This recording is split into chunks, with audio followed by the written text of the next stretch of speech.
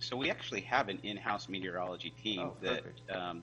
the company brought in 2 years ago, and they do forecast about 5 days out. So we've known for a few days that this could possibly come. And I think, again, like you said, I'm not a meteorologist, but obviously they look at that closely, and the closer we get, then they can, have more confidence in that. So as of this morning, there is more confidence that we are going to have a downslope wind event, mainly along the I-15 corridors from about Logan to Salt Lake. And so what we do, we take that information, our operational groups and our field crews, and we decide we need to stage additional resources and crews, and also check any conditions that we may need to do on the lines leading up to the event. Yeah, so talk a little bit more about that. I know a lot of it is kind of up in our northern region, Weber, Davis, like you said, a little north of I-80 there. What are crews doing anything today, maybe going out tomorrow morning? I know it's not going to quite pick up until tomorrow afternoon. Yeah, so they'll do a couple of things. One of the things is they will activate into what we call a department operations center, and that's just to be able to bring more resources to than otherwise you would see in a normal day-to-day. And the areas that we're looking at, so, when we look at these areas, we're looking where are the winds going to have the biggest impact to our infrastructure. And so we're seeing, and that's not to say that we're not going to have strong winds in other places, but just specifically where our infrastructure is.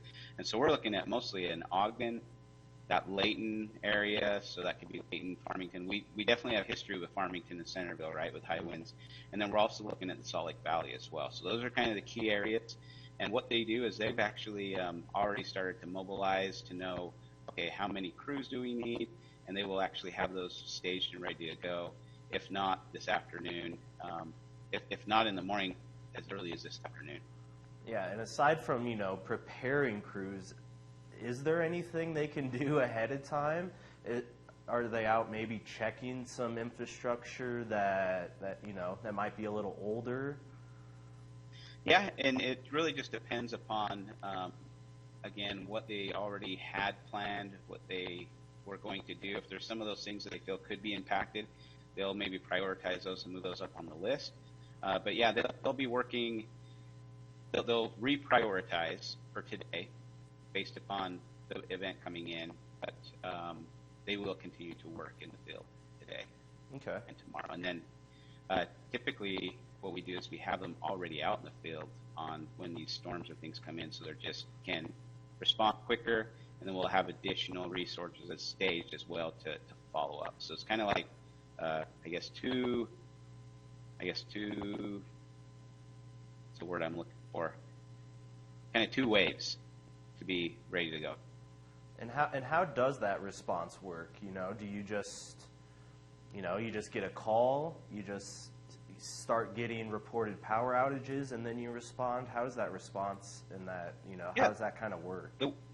Yeah, it works in a couple of ways. So one, a lot of our system is with the technologies on SCADA, so we're able to see when an outage happens, and that's when a circuit will trip.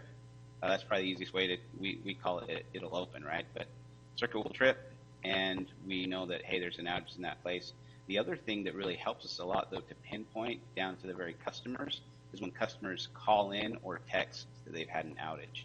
That just allows us to know, hey, maybe there's something going on, so we fix the circuit. Maybe there's something going on individually, and so if we have that information, we're able to better respond. And then we also work with our public safety partners as well. So they have a number into our 24/7 control center, so if there's other things that may be happening, they can let us know as well. Okay. And is there anything people can do, today, tonight, in the morning that could help your crews out? Yes, absolutely. One of the most important things is to do kind of a quick home hazard search around your house and type down any of those things that could become airborne. Typically, when we tend to see outages with wind, a lot of times that is some type of object that's become airborne. It can go into the lines, and it can be anything as small as like a paper bag to up to tree branches, and even we've seen mylar balloons, we've seen other things. And so just want people to kind of secure their items, and then also just to what is your family and personal preparedness plan? You guys have a plan for when there is an outage. I think our crews have been very excellent at restoring the power very quickly. But it's also a good time to kind of go through that and say, if I were to be out for a long time, what would I do? And just to practice those things. We talked for years about earthquakes, and we thought we'd never have one, and then we had one in 2020. And so it's just a good reminder. And then just the other thing to do is just, again, let us know that there is an outage. Again, they can call that in or they can text it. And the text is actually 759677. And then the other thing we would do is if they see any lines down, immediately call 911. That gets the proper public safety partners out there to secure the area. And again, they'll call right into us and let us know, and we'll respond as well. Is there anything with our winter weather that could impact it? I know we haven't had as much snow down here, but is there anything with like soil moisture, or maybe, I know most of the trees, they don't have any leaves right now. Could that, does that play any factor? Yeah, we're specifically for our infrastructure, we're not looking at the snow impacting anything. But you are right. That's kind of our worry is when we get snow either early fall or kind of mid to late spring because there are leaves on trees. Right.